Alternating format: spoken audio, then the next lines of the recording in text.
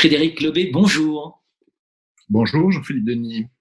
Frédéric Lobé, vous êtes professeur de finance et d'éthique financière à l'Université de Lille et co-auteur avec Karim Abouès, maître de conférence à l'Université de Lille également, et Jean-Christophe Statnik, professeur à l'Université de Lille également, un ouvrage aux éditions EMS, Économie et gestion de la banque.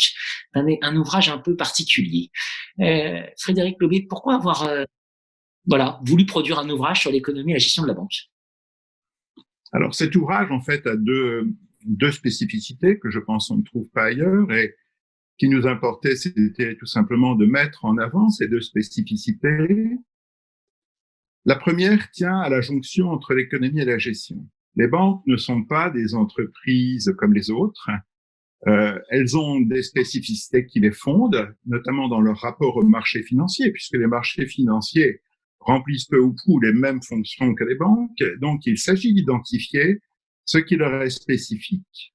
Et en fait, ces spécificités des banques tiennent d'une part au fait qu'elles résolvent des asymétries d'information, qu'elles permettent également de produire de la liquidité dans l'économie, et qu'enfin, elles contrôlent les débiteurs, c'est-à-dire les emprunteurs. Ça, c'est une première spécificité de la firme bancaire. Et à partir de là, effectivement, on peut mieux comprendre les risques que prennent les banques, les risques qu'elles assument, comment protéger finalement ces risques, ou en tout cas les limiter, puisque des banques non risquées n'existent pas, et comment ensuite mieux réguler le système bancaire. Ça, c'est une première originalité de l'ouvrage. Alors, il en a ensuite une seconde qui tient à l'ouverture sur les questions éthiques et de justice sociale. L'idée est qu'une banque fait courir des risques à l'ensemble de la société. On l'a bien vu en 2008. La crise financière de 2008 est au départ une crise bancaire et on est passé à deux doigts finalement d'une faillite de l'ensemble du système bancaire. C'est pour ça qu'il faut les réguler. Alors, on peut réguler le système bancaire avec un premier objectif qui est un objectif de stabilité. Nous n'oublions pas ce premier objectif, mais nous lui en ajoutons un second, qui est un objectif de justice sociale.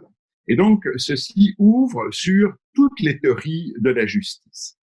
Alors, pour faire bref, l'allégorie classique de la justice, vous le savez, Jean-Philippe Denis, c'est la balance. La question, c'est qu'est-ce qu'on met sur les plateaux de la balance? Quelqu'un qui serait plutôt libéral mettra peut-être des niveaux d'utilité, utilité totale ou utilité marginale. D'autres, je pense à John Rawls, mettraient un indice de biens premiers, donc de biens fondamentaux.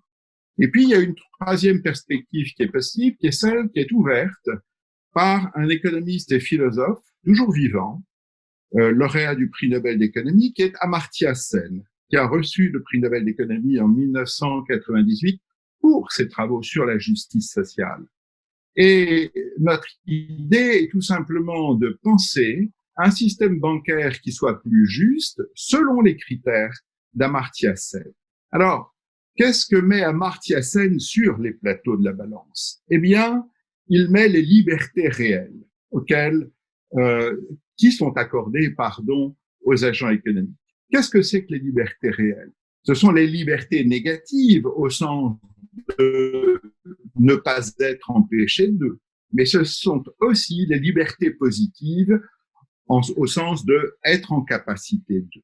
Eh bien, à partir de là, nous avons essayé de penser un système bancaire qui nous semble plus juste et nous sommes arrivés finalement à faire un design finalement du système bancaire qui s'organiserait de la façon suivante. Une multiplicité de modèles bancaires. Ne pas avoir un seul et unique modèle bancaire, mais différents systèmes bancaires ou différentes banques, les banques privées, les banques cotées en bourse, des banques publiques ou nationalisées, des banques sous forme de coopératives, des banques qui développent des business models relationnels. Ça, c'est une première caractéristique. Deuxième caractéristique, des banques qui puissent faire faillite. Alors, au risque de choquer l'auditeur, si nous voulons que les banques puissent faire faillite, c'est justement pour qu'elles ne fassent jamais faillite. Et là, force est de constater que nous avons devant nous un problème absolument majeur, puisque nous avons aujourd'hui des banques qui sont trop grosses pour faire faillite, voire trop complexes pour faire faillite. Nous plaidons donc pour une réduction de la taille des institutions financières qui soient compatibles avec la défaillance, justement pour responsabiliser les banques, les banquiers, leurs actionnaires. Voilà un petit peu ce à quoi nous concluons finalement au terme de cet ouvrage.